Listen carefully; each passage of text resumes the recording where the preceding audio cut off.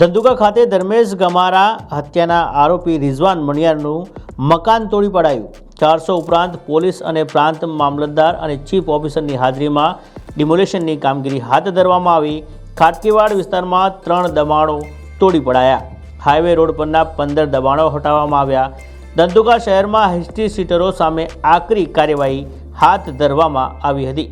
ગુનાહિત પ્રવૃત્તિ કરનાર સામે કડક કાર્યવાહી હાથ ધરવામાં આવી છે।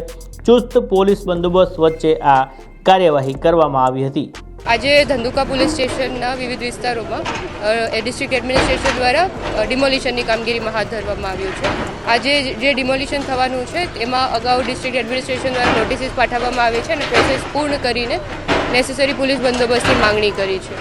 આજે અત્યારે અમે કુલ 400 લોકોનો પોલીસ બંદોબસ્ત રાખ્યો છે, જે 2 લેયર્સમાં છે। એક લેયર છે જે પેરિફેરલ બંદોબસ્ત રાખવામાં આવ્યો છે, ત્યાં પેટ્રોલિંગ રાખી છે અને ડ્રોન સર્વેલન્સ સાથે સાથે રાખ્યો છે, અને બીજો ડિમોલિશન સ્પેસિફિક અમે બંદોબસ્ત રાખ્યો છે, જે અહીંયા વિસ્તારમાં સ્પેસિફિક પોલીસ ઇન્સ્પેક્ટર શ્રીના અધ્યક્ષસ્થાને બંદોબસ્ત રાખ્યા છે। ટોટલ અહીંયા 3 ડીવાયએસપી સજ્જ છે બંદોબસ્તમાં, 11 પોલીસ ઇન્સ્પેક્ટર સજ્જ છે અને 400 લોકો અત્યારે અહીંયા છે બંદોબસ્તમાં। સાથે સાથે ફાયર અને એમ્બ્યુલન્સની ટીમ્સ બી અહીંયા ઉપસ્થિત છે। આજુ છે જો ઇલીગલ બાંધકામ હતા આ હટાવવાની કાર્યવાહી અત્યારે ચાલુમાં છે। અત્યારે આ જગ્યા જો છે ખાટકીવાસ છે, ખાટકીવાસમાં અત્યારે 4 બિલ્ડિંગના ડેમોલિશન જો છે આમાંથી ઓલરેડી કુછેક થઈ ગયા છે અને કુછેક અત્યારે ચાલુ છે।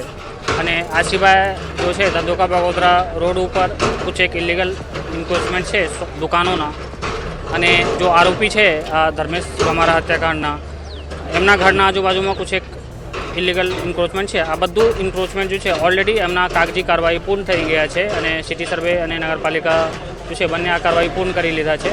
આ પછી આ દબાણ જો છે હટાવવામાં અત્યારે આવી રહ્યા છે। જેટલા બી ક્રિમિનલ એલિમેન્ટ છે અને આ સિવાય બીજું જેટલા બી દબાણો છે આમાં આ કાર્યવાહી ચાલુ રહેશે। અને ઘણા બધા કેસીસમાં નગરપાલિકા ચીફ ઓફિસર અને આરએનબી સ્ટેટ દ્વારા નોટિસ પણ ઇસ્યુ કરી દેવામાં આવેલ છે। ઓલરેડી કાલે નોટિસ ઇસ્યુ કરી દીધા છે, લગભગ 40 જેટલા નોટિસ ઓલરેડી ઇસ્યુ થઈ ગયા છે।